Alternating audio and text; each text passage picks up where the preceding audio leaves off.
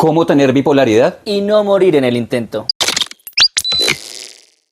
Hola gente, bienvenidas, bienvenidos a Intermedios, a este espacio. Hoy es un día distinto, un día soleadito, hoy es un día bacano. Para mí es un placer, un honor y una gran alegría tener hoy un invitado, un sobreviviente. Hoy he decidido invitar a este parche, al parche de la vida, a un experto de lo que es el tema de la bipolaridad, una cosita que ahí la gente dice como, ay, es que yo estoy como bipolar.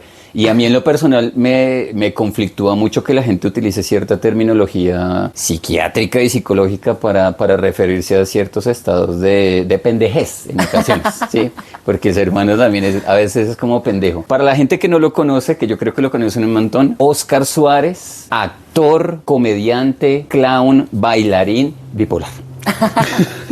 Osquitar, cuéntanos cómo te identificas, cómo defines tu ser. Bueno, pues la presentación que me acabas de hacer es de las más completas que me han hecho. Yo me identifico como... Hijo de pucha. Bueno, vamos a hablar como de... En el hoy. Sí, yo siento que yo me siento muy afortunado, la verdad, de tener como ese diagnóstico, de vivirlo, de comprobarlo. Ajá. Porque al principio no lo comprobé mucho, o sea, no lo creía. Sí. Y poder, gracias al universo, a las personas que he conocido, a las cosas que me han pasado, poder sobrellevarlo Sí. y dedicarme al arte escénico, que es como el sueño que tenía hace como 15 años. Ajá. Ya como un bipolar productivo en la sociedad. Un bipolar funcional. Un bipolar funcional. Pues puedo sí hablar de ciertas cosas que he encontrado en la vida, Okay. que me han ayudado a sobrellevar la situación. Todo el tiempo está el conflicto de identificarse con el diagnóstico o no. Sí. Identificarse con la carrera o no. Ok. ¿No? Con el oficio, porque uno tiende a decir, yo soy actor. Pero pues no. Ok. Ok. Sí. Somos mucho más que eso, o mucho menos. Sí. También, ¿no? A mí me gustó mucho cuando me empecé a meter en el cuento del budismo el término de la vacuidad. El vacío, sí. Claro, porque tú, ¿quién eres? O sea, no es tan fácil decir yo y soy yo. Entonces eso llega a un complejo ahí con qué me identifico, con el Sí. ser humano. Entonces yo todo el tiempo estoy en esa búsqueda, la verdad. Lo primero que te quiero preguntar es, antes de saber que tenías esta condición de bipolaridad, ¿qué creías que te pasaba? ¡Wow! Mira, yo cada vez que pasa el tiempo yo más analizo los síntomas, digámoslo así. Sí. Y yo, claro, la bipolaridad se me empezó a mí a manifestar desde niño con depresión. Yo siento que yo era un niño deprimido y no lo entendía. Sí. Entonces era un niño aburrido. Yo decía, ay, yo sí que me aburro. Y como no teníamos a veces televisor, entonces para mí no tener televisor eso era un castigo, se nos dañaba o algo. Yo, Dios mío, voy a estar aburrido. Y en realidad bueno. era un dolor Sí, sí, sí. y un desazón Ayer hablaba con una amiga de eso y es un dessabor, le decía, displacer. Ajá. Entonces yo era un niño que entonces buscaba dibujar para sentirme mejor y recuerdo que hubo un tiempo en que ya ni el dibujo me hacía sentir bien. Ok. Prendía la televisión, eran novelas dramáticas y llorando y también me sentía mal. Obviamente las noticias ni las entendía ni me interesaba entenderlas a los 7, 8 años. Sí. No lo entendía, lo sentía y lo vine a explicar ya después del diagnóstico. Cuando ya me diagnostican es cuando me da un pico altísimo. Sí. Y yo que pensaba en el pico alto, en la euforia, que había despertado, que me había iluminado. Oh, wow. Que había sentido el verdadero sentido de la vida. Todo era maravilloso, los colores, la luz. Ok. Sentía más amor por las personas y eso es lo que yo siento ahora también, pero entonces ya lo sé manejar y tampoco me dejo ir tanto, pero la negación absoluta, o sea, cuando me diagnosticaron bipolar, yo primero ni me preocupé por saber qué era, o sea, no investigué nada, bipolar, entonces, o sea, soy afectivo, o sea, quiere decir que mis emociones son supuestamente bipolares, no, ni siquiera sabía qué emociones eran, entonces lo dejé ahí, seguí en el video y hubo un momento en que sí ya estaba jugando micro por allá en Neiva, después de como un mes que me habían, o 2 meses que me habían hospitalizado, estuve solo una semana y ahí ya, sin literal, fue como si hubiera hecho ¡pua! O sea, yo me acuerdo que me quedé así, yo dije, uy, recordé los pensamientos que tenía eufórico y dije, sí estuve mal. Entonces ya después vino la vergüenza. Yo no quería yo ya sabía, pero yo no quería aceptarlo delante de la gente. Claro. Yo quería seguir con mi discurso de que ustedes están mal y yo estoy bien, de que yo desperté del sistema y ustedes no. Ok. Entonces eso fue un proceso, una lucha interna, y casi siempre me dejaba llevar por el día a día y como que bueno, ya sí estuve loquito pero ya estoy bien y trabajemos y estudiemos y ya.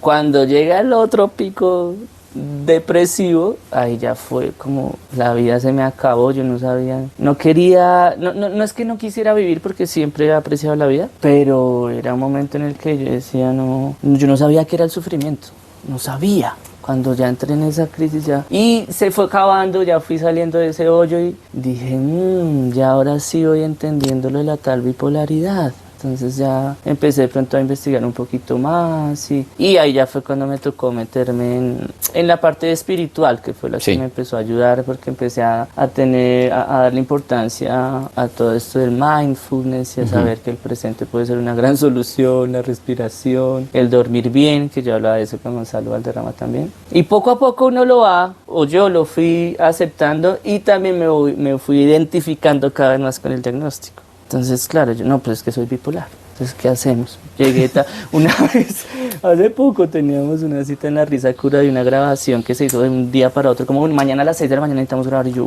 bueno. Una de los síntomas que yo le digo es que para mí las mañanas son muy complejas, o sea, para mí las mañanas son hermosas, pero es como mi pico bajo, casi siempre amanezco bajo. Entonces es como que no quiero levantarme. Como si el arrancar el día fuera lo que más te costara. Tal cual.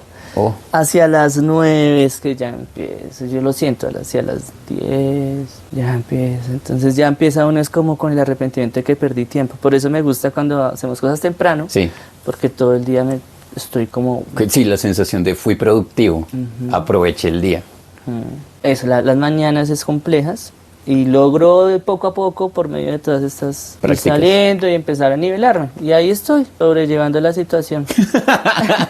Al pelo. Entonces, desde que empiezas a experimentar los episodios y los momentos, ¿cuánto tiempo pasa hasta que te dicen vaya a psiquiatría o vaya a psiquiatría? O sea, realmente, ¿cuánto tiempo pasa hasta que oficialmente te diagnostican?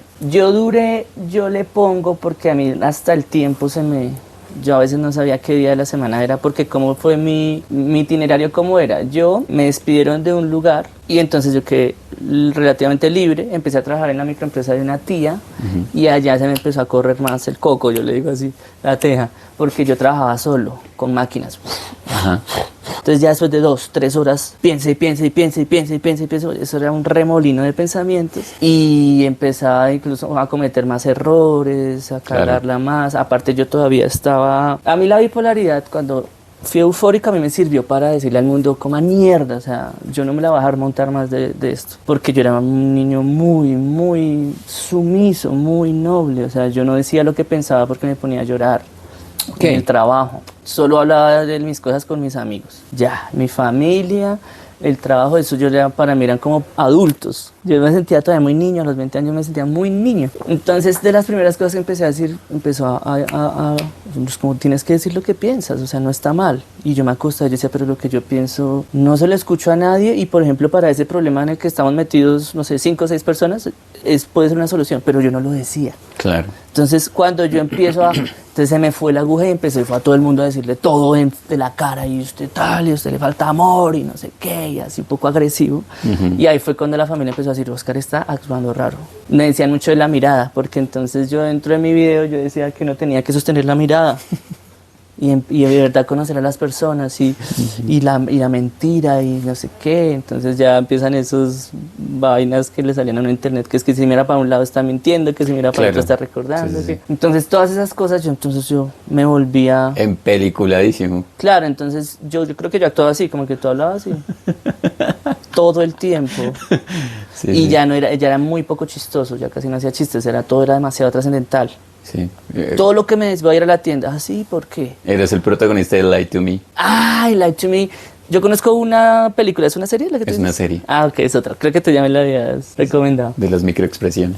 Exacto, entonces me volví obsesivo con eso. ¿Y cuál era mi itinerario? Yo llegaba y renuncié a lo de la microempresa porque dije, ya no quiero más esto, yo quiero ser artista. Entonces empecé a salir a la calle y yo llegaba y me encontraba basura y empezaba a hacer instalaciones artísticas Y entonces yo le daba significado a todo. El Entonces, mira, abstracto. claro, la tecnología está por encima de la alimentación. De lo cotidiano. Esto es lo verdaderamente importante porque acá tomamos agua, acá tomamos... Y el sistema, entonces todo tenía una explicación. Entonces yo llegaba a la calle y empezaba a armar cosas y la gente me miraba. Entonces el que medio me miraba le empezaba a echar un cuento y así se me iba todo el día. Y cogía buses y me iba para otro lado. Yo tenía una organeta que me regaló mi papá, saqué un retrato estábamos mi papá, mi mamá y yo, y lo puse una organeta y eran como regalos artísticos. Dejé una monopatín, weón, no sé cuánto vale eso, 300.000 pesos, una chaqueta. ¿Y cuántos años tenías? 20 años. Claro. Y entonces así fue, entonces claro, me iba, no tenía horario, llegaba a la madrugada, ¿dónde está? Pues haciendo lo que debo hacer. Entonces no sabían con quién estaba, no estaba consumiendo nada. Me tomaba una pola de vez en cuando. Te consumías a ti mismo, ya era suficiente. Y ahí ya la familia empezó, entonces yo a veces llegaba a la casa y mi mamá, es que Oscar está loco. Entonces empezó el término de loco, y yo, es que ahora el no hacer parte de eso es loco. Y cada vez hacía cosas más locas. Una noche, de las últimas, que estoy así en la sala de mi casa, de mi mamá, ya en Ciudad Bolívar, donde no nos visitaba casi nadie. Y yo me metí en el video de que iban a venir a mi casa a entrevistarme. Y mira qué es lo que pasa hoy en día. Pero el video era a entrevistarte, ¿por qué? Porque como yo era el elegido... O sea, estabas en tu megalomanía así, chimba. Exacto, yo dije, yo soy el hermano menor de Jesucristo, o sea, de verdad lo pensaba.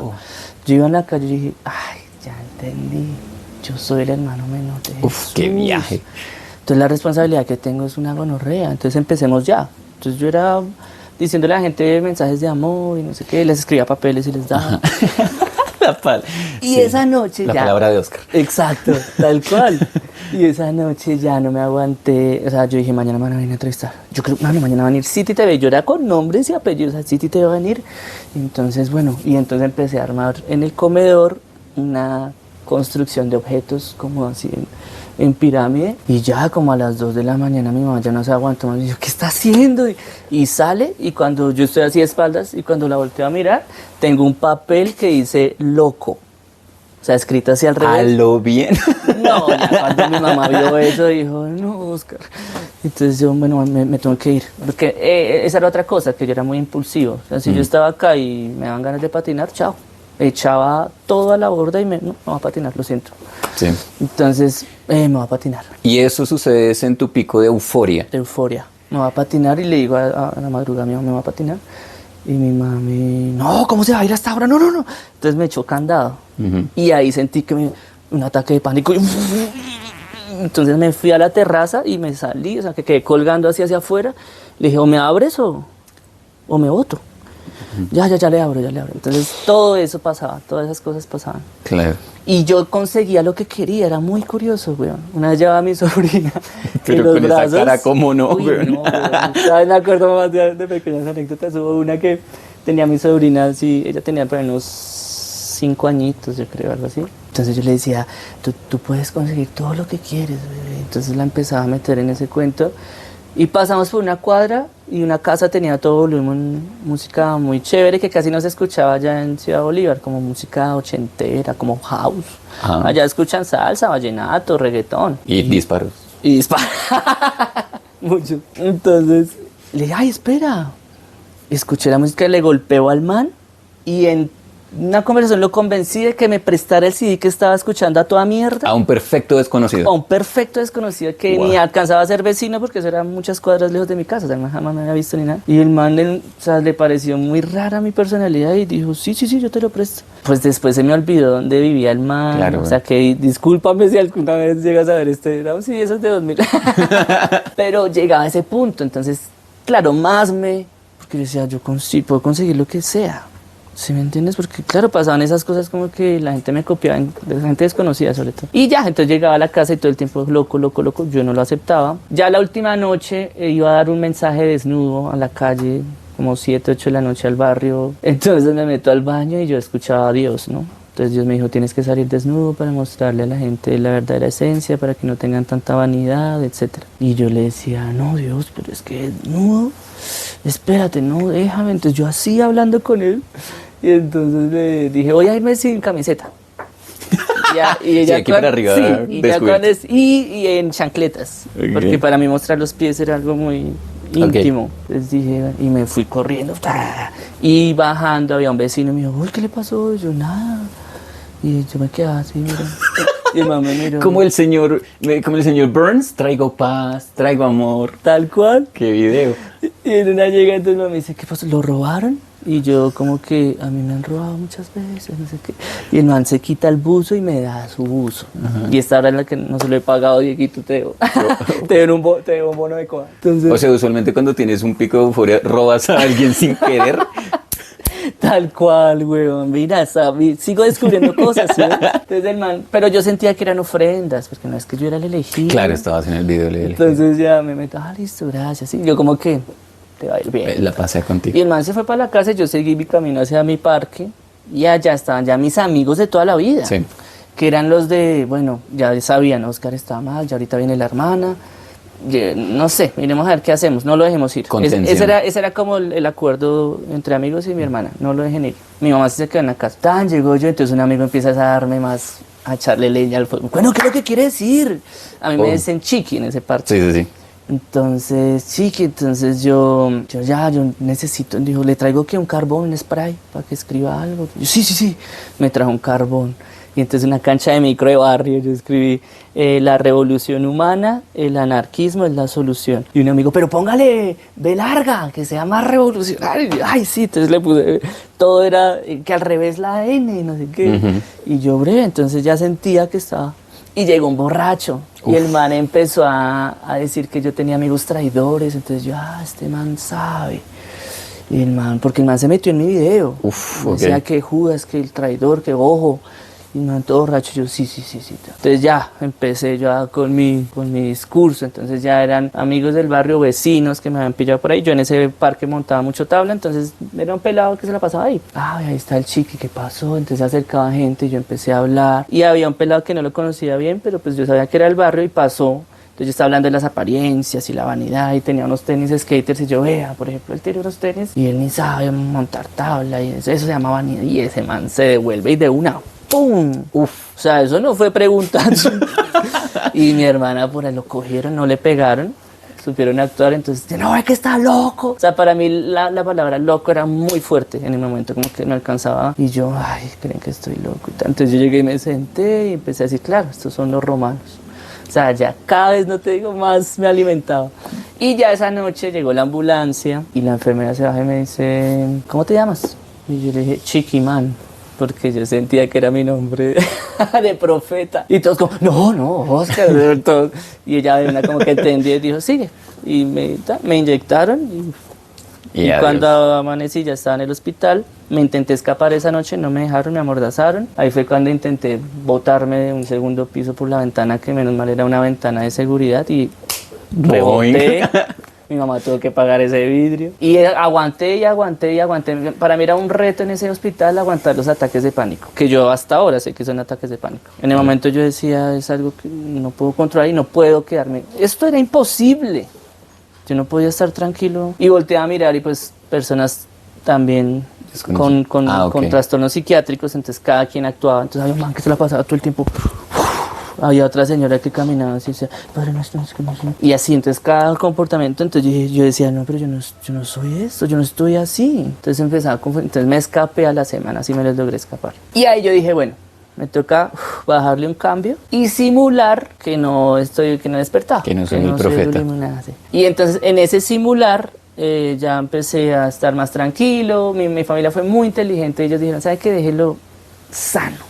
Si no quiere medicina, entonces no se la den. Si quiere salir a patinar, que salga a patinar. Si quiere quedarse escribiendo toda la mañana, déjelo, no le digan nada. Entonces eso a mí me ayudó, porque ese sí fue mi verdadero sitio como ese asilo, como ese aislamiento saludable, con buena supervisión, buena comida, buen trato. Como el dejarte ser. Ese fue mi verdadero hospital psiquiátrico. Es decir, yo siento que eso es lo que un paciente y la familia espera que suceda en estos hospitales, que por el sistema y por todo este mierdero que hay en este país, no es así. Y las enfermeras y los psiquiatras llegan a un punto en que yo creo que no saben qué hacer. Claro. Y acuden a la violencia, acuden al maltrato, ¿sí? Sí, hay un punto en el que te quedas sin recursos. Sí, es no, que... y yo tengo es que salvar mi papá, y si este loco se me mata, entonces ¿qué? ¿Yo qué voy a hacer? Entonces también es entendible en ese aspecto. Yo cada vez eso lo he entendido más con el Sí, tiempo. que no es que lo validemos, pero es entendible.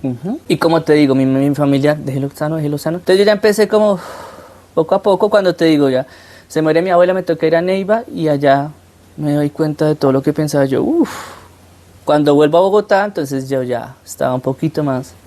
Y ahí sí ya fue como automático, entré a un call center y ya empecé a ser una persona funcional. Otra vez. Un loquito funcional. Sí, Ya. productivo. Y yo empecé a hablar del tema fue como a los 6 meses. Ya fue como, bueno, ahora sí ya puedo hablar de esto, escribir sobre esto. Y me desentendí del diagnóstico hasta que llegó el pico como a los... casi a los 10 años, como a los 7 años fue que me dio ya muy dura la... Hacia abajo. Sí, el depresivo. Sí, que era una dependencia de otra persona y esa era la excusa, pero pues en realidad yo lo miro ahora con distancia y eso ya no era saludable porque eso fue más de un año. Abajo. Pero mal. En los sótanos del infierno. Llorando y ya. Y vuelvo. Sin marihuana, sin alcohol de vez en cuando como cualquier cristiano. Entonces básicamente ha sido así el proceso. Últimamente ya con la comedia, entonces cada vez soy más introspectivo y siento que cada vez entiendo más el diagnóstico y cosas que ni siquiera todavía uno entiende desde la psiquiatría, desde la ciencia, pero sí uno, ¿sí me va a entender? Claro. No sé, se autoexplica cosas y dice, bueno, pero bien. A mí mi termómetro es esto. El contacto, que estemos bien. O sea, mi termómetro son las personas alrededor, porque si no, yo creo que Esas me son vuelvo. tus alertas. O tus anclajes. Sí, mis anclajes, como que a veces cuando estoy muy, por ejemplo, Preston, que es de las pocas personas que he conocido en toda mi vida, que él sabe cómo estoy. Entonces cuando estoy eufórico y yo no lo noto siempre, y se acerca y me dice, estás arriba, ¿no? Estás arriba. Y yo, uy, sí, pero bien. Y lo mismo, oh, estás abajo. Sí, estoy bajo. Entonces esas conversaciones con él me han ayudado a ser consciente en cada momento, una hiperconciencia. Como se de volvió cómo tu estoy. Pepe Grillo. Sí. Pero es mi pilotaje, estar todo el tiempo pendiente de todo, las relaciones con los demás, etcétera. O sea que en tu caso, es que recordé dos cosas, una con la que conecto en tu historia, y es, lo primero sería, no hay un tiempo entonces establecido para tus ciclos. No es como cada 4 años, boom, me subo, cada 4 años, boom, me bajo, o no hay, o en esta punta de euforia duro tanto tiempo, o me demoro tanto, porque hay personas, es que a veces creo que la gente concibe que esto es matemática, Sí, no, y realmente no lo es porque la química corporal es súper distinta. ¿Te dieron la razón por la cual ¿Soy bipolar? eres bipolar? Sí, pues cada vez, en el momento me imagino que se lo dijeron a mi familia y ya después uno lo va deduciendo. Hay mucho antecedente en mi familia, mucho. Mi mamá es bipolar y cuando ella me tuvo a mí estaba en un pico depresivo, que ella incluso hubo un momento en el que corrí en el hospital y ya estaba en trabajo de parto y se salió, se puso a correr. Entonces el doctor tuvo que ir a perseguirla y alzarla y no, o sea, va a tener un chino y se le va a caer en el piso si sigue así. Entonces así fue mi parte, empezando por ahí. Y en mi familia hemos sido por lo menos unas 6 personas que hemos estado con proceso psiquiátrico. Hay unos que todavía están ahí. Hay una prima particularmente que ya no ha podido salir de ahí y ya lleva casi más de 10 años. Ahí, ¿a qué te refieres? Todavía está medicada, no es funcional. O sea, intentó trabajar y no puede. Su trastorno no le da y no le da y no le da. Entonces la familia dijo, mami, quédate en la casa sola, que fue en la misma casa que Oscar Suárez se recuperó. Y todo bien. Le damos cierta plata mensual y mira a ver. Y eso es en mi familia. Entonces han nacido 2, 3, 4, 6 por ahí casos. Hay me acuerdo una tía mucho, que en esa misma casa, la casita era nuestro refugio familiar, una casa gigante y tal. Y ella, ya era normal en esa casa tener algún loquito en el momento. Como que está su tía tal y ya usted sabe cómo es. Entonces uno estaba ya viendo televisión y ya llegaba y se sentaba ahí. ¿Y qué más Osquitar? ¿Qué pasó con la finca? Qué putería, güey. ¿Cuál finca, tía?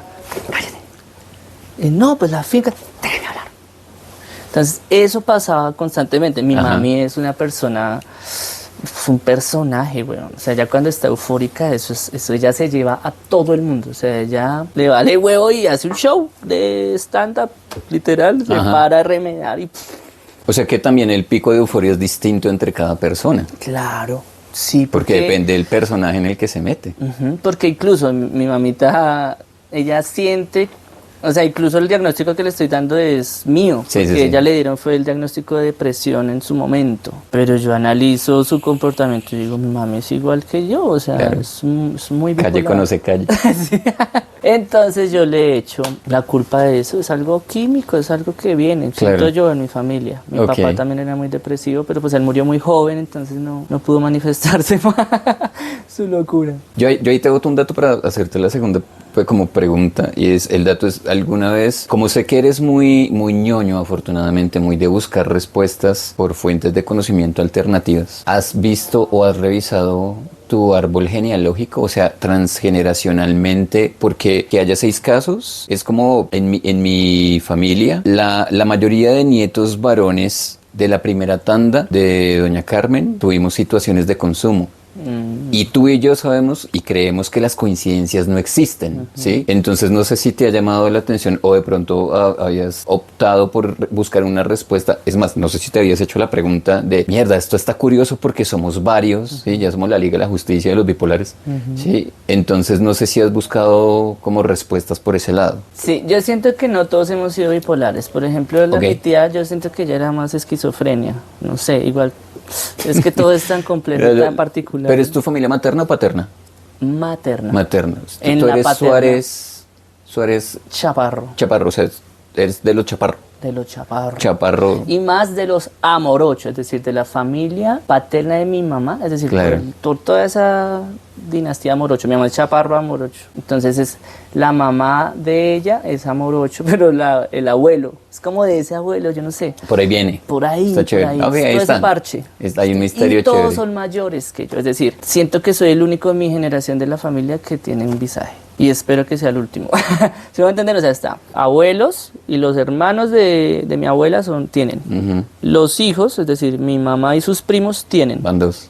Y Osquitar es de este parche, el único que Ok. ha estado en psiquiátrico. Ok. Entonces, Sí, hay una cosa chévere porque el transgeneracional te asegura que si tú eres capaz de remitir el linaje, ya nadie más va a tener bipolaridad. qué belleza. Sí, entonces como que ¿por qué se crea? Eso es lo chévere de revisar árbol genealógico, porque tú empiezas a revisar qué mierda fue lo que pasó de mis ancestros, porque estamos cargando una herencia de locos, sí, literal, Sí. sí. Y a mí este tipo de cosas me parecen chéveres porque yo tuve la fortuna, voy a decirlo así, yo tuve la fortuna así como tú de crecer en un hogar de loquitos, weón. Porque mi abuela sufría esquizofrenia. Y yo le he dicho a mucha gente que me parece del putas porque uno se acostumbra a que la vida tiene unos matices distintos. Entonces estaba contigo y mi abuela, tengo el recuerdo de mi abuela cogiendo unas tijeras y boleándose tijeras, se envolvía como en una túnica. Entonces, no, y fuera de mi cabeza, voces. Claro, para la gente que lo escucha, pues es como, uy, no, pobrecita, pero el pobrecito es depende. ¿Sabes? Exacto. Porque para mí era como, no, pues mi abuelita me acostumbró a esas vueltas, como quizás hay algo más. Y esto es una creencia muy personal, muy personal, y es, yo no sé si mi abuela era esquizofrénica o mi abuela tenía ciertos dones que le permitían escuchar unas voces que por la formación católica de mi abuelita ella creía que estaba mal. Y Ya. si yo, por ejemplo, en este mundo etéreo, yo veo que yo estoy por ahí divagando en modo eterno, que me trascendí, estoy por acá en modo no materia, y digo, Señor, ¿y tú me escuchas cuando tú sí estás encarnado? Si tú me escuchas, entendería el por qué mi desespero de este ente intentar comunicarse contigo para ver si soluciona esta vuelta. Entonces yo creo que a mi abuelita le pasaba eso, ¿sí? Entonces por eso me parece del putas el crecer en medio de la locura te hace entender que no es tan grave, así como conozco familias que tienen familiares con síndrome de Down y te das cuenta que después de cierto tiempo, al estar frente a esta persona que tiene una condición particular, se te vuelve normal. Si no es como, no, es que pobrecito, las personas desfiguradas, ¿sí? Y yo creo que tú te has expuesto a personas con unas condiciones muy particulares por el programa en el que estás, en el que participas, y al principio socialmente es como, puta, es que qué pena mirarlo porque o el que está desfigurado o el loquito o lo que sea, pero realmente es mírelo, aprécielo. Y quizás sea empático en decirle a la persona, perdóneme, pero lo voy a mirar mucho. Sí. Sí, es como, no en el modo acosador de las mujeres que tienen las boobies grandes de, "Uy, perdón", no, eso no. No. Sino es que es inevitable porque me parece muy curioso porque esto no es cotidiano. Ya. Sí, la palabra normal a mí me parece muy nociva, sino una persona desfigurada es muy fuera de lo cotidiano. Es muy porque, única. Sí, exacto, entonces permítame verlo hasta que usted se me vuelva cotidiano. Ya. Hasta que mi morbo se vaya y ya vaya más allá de la forma. Tienes razón, porque en mi familia sí es eso, es decir, tratamos de ir un poquito más porque sabemos que la persona tiene una condición, entonces Ajá. con las personas de mi familia yo trato de entablar conversaciones cuando han estado en crisis y no lo que tú dices, ir más allá de lo superficial, ¿no? Entonces en la risa yo he aprendido que la persona es más que eso, de una, ya. Entonces, claro, yo volteo a mirar y hay una persona en silla de ruedas súper, ¿no? Única, por decirlo así. Entonces, hola, ¿cómo estás? Y ya, o sea, no me quedo en lo superficial, ¿no? ¿Cómo estás? ¿Estás bien? ¿Ya almorzaste? De una, ya, a la persona. ¿A Pero- qué te dedicas? Pero primero hay que permitirse vivir ese superficial. Tal vez. A mí de pronto es por el programa que ya es como que esos son segundos. O sea, Claro. yo ya trato desde ir de una a la persona. Además también porque pues el programa es una cuestión comercial, es una cuestión que necesita ser funcional. Entonces, Y si yo- tiene otro enfoque. Y Exacto. pues no está mal, es parte de. Sí. Y yo necesito es conocer a la persona. Ya en términos, ¿cómo se dice eso? Lo que yo necesito. Oscar Suárez en su programa necesita En el estar rol que cumple en ese el rol, programa. sí. Ah, claro. Ya nos salimos y ahora sí, yo tengo, por ejemplo, ya me hice un amigo del programa, Angelito. Él iba al programa a ver, fue invitado y ahorita somos parceros. Entonces es bonito que también no es que, como muchas personas a veces piensan del programa, que es que los usamos y ya. ¿Sí me entiendes? O puede que hayan personas en el proyecto, pero yo la verdad yo trato de verlo Si lo tú estás más- hablando, Oscar Suárez, Sí, tu que realidad, no sí, puedo te lo hablar entiendo. por los demás, tienes razón. Pero por eso sigo ahí, porque de verdad, cuando termino una grabación de La Risa, son 4 capítulos en un día, entonces ya en la noche no está cargadísimo. Pero ahí Tú que eres verás. psicólogo, Ahí verás. te voy a pedir algún tipo de, Ahorita de sugerencias sí, para... cuando acabemos revisamos esta vuelta de lo que hablamos la vez pasada y te digo soluciones para que te descargues. Ok. Uy, gracias. Entonces, la segunda es, lo segundo que hacía eco en mi Osquitar es la persona más cercana, que en tu caso igual que el mío es mi mamá, tu mamá. Mi mamá, yo remití mi adicción, ¿sí? Yo dejé de consumir y mucho tiempo después, 20 años después, dije, me quiero volver a tomar un trago y un día me tomo un trago y sé que no tengo lío con eso, por más que los puristas de narcóticos y alcohólicos anónimos lo digan, en mi versión a mí me funciona y yo me estoy pilotando muchas cosas. ¿Sí? Pero claro, este evento de mi mamá verme en unos viajes impresionantes, mi mamá fue la que quedó con el mayor trauma. Sí, Claro. Y hay una frase que a mí la vi en alguna vez, me pareció muy poderosa y es que cuando alguien de la familia, cuando una persona de una familia le da cáncer, a toda la familia le da cáncer. Sí, entonces es este tema de la aparente codependencia, lo que definen como codependencia, porque fíjate que yo paré en el 2001. Sí, yo hace poco, el 23 de febrero, cumplí 23 años de estar limpio. Sí, y repito que esto es una cosa puritanísima u ortodoxa porque los de AA me dirían, no, usted está recaído. Pero la vuelta es que a pesar de que han pasado 23 años, mi mamá se quedó con el miedo. Y yo entendí porque muchas veces intenté decirle a mi mamá, ay mami, esto ya pasa, esto ya pasa, esto ya pasa, que mi rol es su hijo. Y hay algo que para ella le sigue funcionando en esto de estarse preocupando porque a mí me pase algo. Sí. Entonces, alguna vez cuando le conté que yo ya me estaba otra vez tomando mis chorritos, no lo tomó Se bien. preocupó. Claro, weón. Y entonces yo, por empatizar con ella, decidí procurar no tomarme un trago cuando mi mamá esté presente, no porque yo le esté haciendo escondida, sino porque, pues es que no quiero que mi mamá esté Es en un la acto de zozobra. amor para ella. Sí, es como, no quiero que ella se devuelva, porque tengo claro que pues no me corresponde decirle que haga un proceso porque es su vida. Segundo, soy su hijo, o sea, estoy abajo de mi mamá y tengo que respetar ese linaje. Sí, eso ya lo entendí.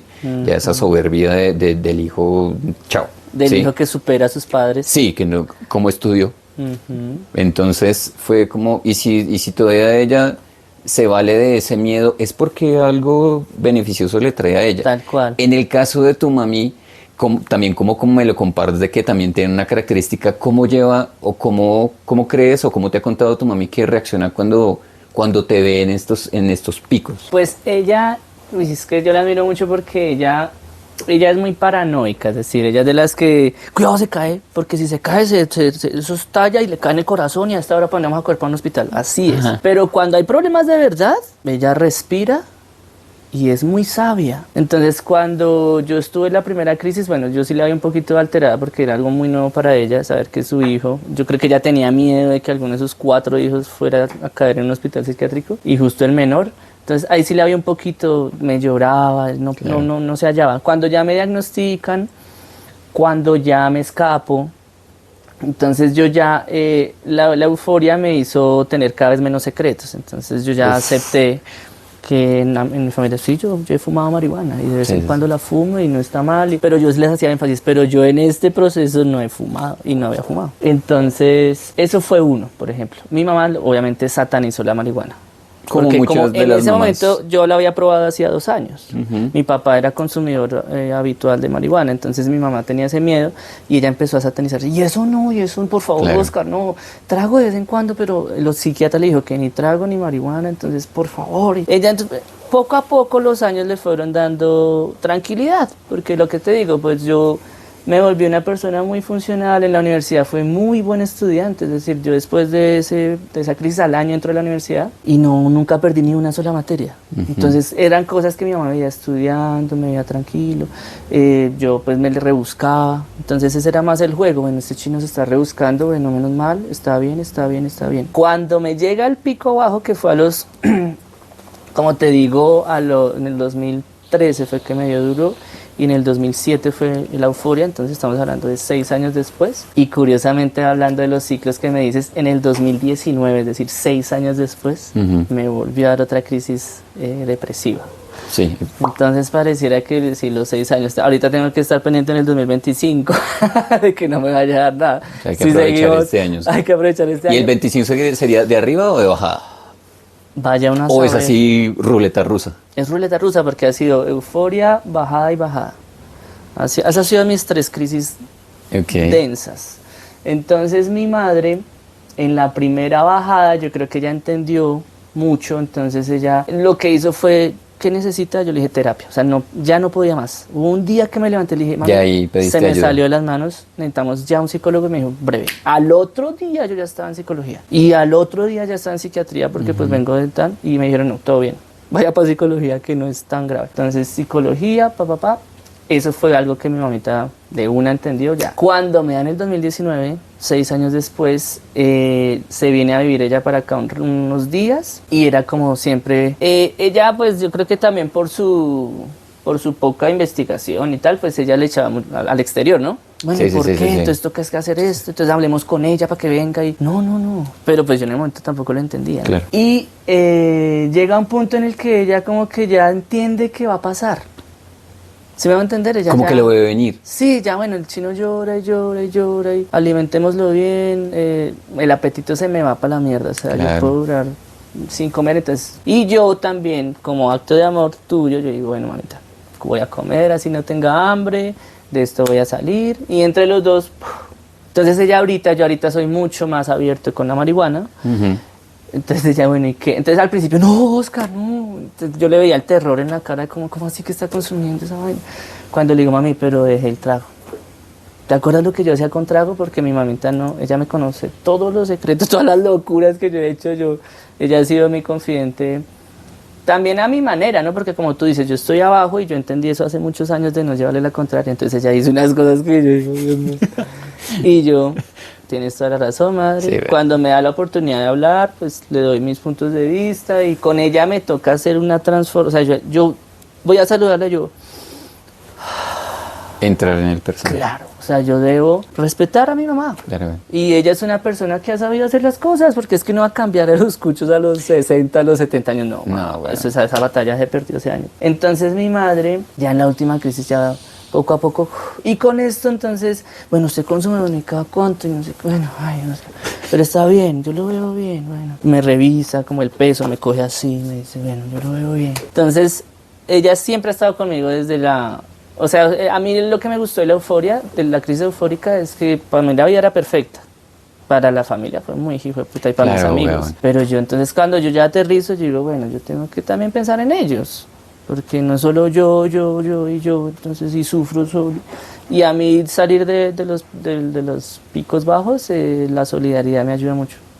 Pensar en el otro, de verdad. O sea, ya por usted se va a quedar acá acostado toda la vida, pero y este marica se comprometió contigo a hacer un video y él tiene un programa, pues entonces ya me ayuda a pensar en el otro. Mi mamá me está esperando para almorzar, no sé. ¿Sí me entiendes? Entonces yo ya pienso es en el otro. Y a mí eso me ha ayudado. Oh, qué poderoso. Es un hack, sí. Porque yo digo, no, pues y escucho por uno. música y no me da, y hago chistes y no me da. Ahora, ya mi profesión también, no, eso es una belleza, o sea, yo que estoy en el escenario, yo siento que siempre estoy eufórico en el escenario, o sea, yo siento y me bajo y entonces ya respiro y así, ahí vamos, pero mi mamita ha sido crucial, o sea, ella, me parece que lo ha sabido manejar muy bien. Es muy pro. Muy Las pro. mamás son muy pro, güey. Muy pro. Y además a mí me parece del putas porque me parecen tan pro, porque aparentemente tú y yo tenemos más información, pero la pilotamos muchísimo menos, diría yo. ¿Sí? Muchísimo menos. Entonces ellas, desde su saber más del cotidiano y menos desde lo estudiado, es como... Y ahí es donde yo sí creo el poder del amor, no romántico, porque yo no creo en esa estupidez, sino el poder de lo que te mueve para que el otro esté bien, ¿sí? Eso me parece brutal, ¿sí? Yo creo que muy poca gente sabe que yo, cuando me internan, porque afortunadamente estuve en internado, nada que hacer. El aislarse del desierto, que le llaman, es necesario, ¿sí? Sí. Pero yo me le zampé la liquidación a mi mamá. Ay, güey. Y yo, este es dato random, el 23 de febrero del 2001, pues me internan hace 23 años. Y en ese entonces, weón, el proceso fueron 5.300.000 pesos. Una cantidad de luca impresionante. Claro, weón. Pero fíjate que lo que tú dices es parte de, ¿no? Es como, en mi caso, corto, sé que es por mí, pero también hay una vuelta de que mi vieja, el dinero de la liquidación de mucho tiempo de mi mamá está metido en esta vuelta. Entonces creo que el quitar la culpa y si vuelves a ser responsable es chévere, y me parece del putas porque esto era lo que venía como a continuación a preguntarte. Cuando tú te haces responsable de tu proceso y dices, ok, número uno, lo acepto, ahora, ¿qué hago? Claro. ¿Sí? Ahora, ¿qué hago? Porque pues no podemos estar de rato en rato, estar ahí detrás del terapeuta. Sí, yo sé que yo tengo consultantes, pero yo tengo súper claro es que tengo que darle las herramientas suficientes y necesarias lo más rápido posible para que yo no me le vuelva una muleta. Claro. Sí, porque pues es que mi forma de verlo es esa de, yo no quiero volverme tu Jesús. Vaya, viva, vaya. Sí. Sí, esto es lo que vaya, aprenda. Cuando vaya y viva, cáguela. Y vuelve con el aprendizaje y volvemos y enfocamos. Y yo siento que esa visión de psicología es muy valiosa, porque uno de paciente siente que tenemos que llegar a algún lado. Es como entre los dos. Yo me acuerdo que cuando tuve esa terapia que yo te dije, y mira que la gente cree que es caro, que no sé qué, no, eso fue con el CISBEN. O sea, en el momento en el que mi mamá yo le dije, necesito terapia, yo como que ni tenía PS.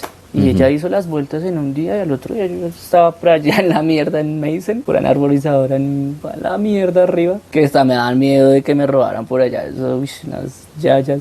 Pero como también era como un barrio como el mío.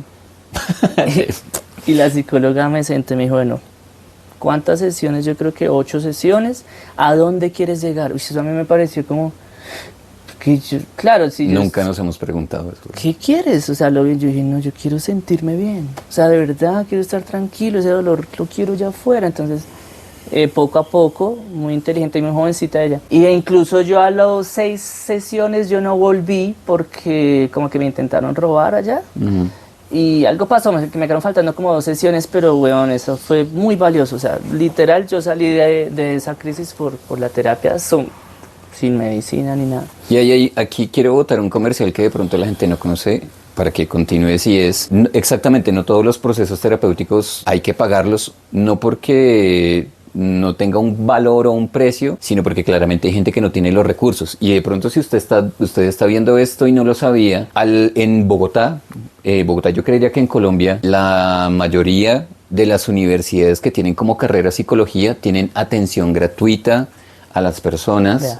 porque es parte de la práctica clínica de los estudiantes. Y efectivamente, no, pero es que es un estudiante, no, todo bien que hay un supervisor que es una persona que tiene o maestría o PhD en psicología clínica para que vaya tranquilo, no lo van a sacar corriendo, no es como lamentablemente que el servicio médico aquí, el sistema médico aquí en Colombia no es que es tan chévere y es una cada X, entonces, porque sí es apostarle a la frecuencia, ¿sí? Sí. En lo que sea, la disciplina y la frecuencia es lo que nos lleva a como lograr lo que a veces queremos, creo yo. Y a la precisión en el tiempo, siento yo, es decir, cuando yo ya amanezco y le digo, mami, o sea, de verdad no me hallo, o sea, tengo que estar en terapia porque yo se me sale la mano. Ni tú me vas a ayudar, ni yo puedo, ni la persona por la que estaba mal, menos. O sea, eso es como, no, necesitaba también terapia.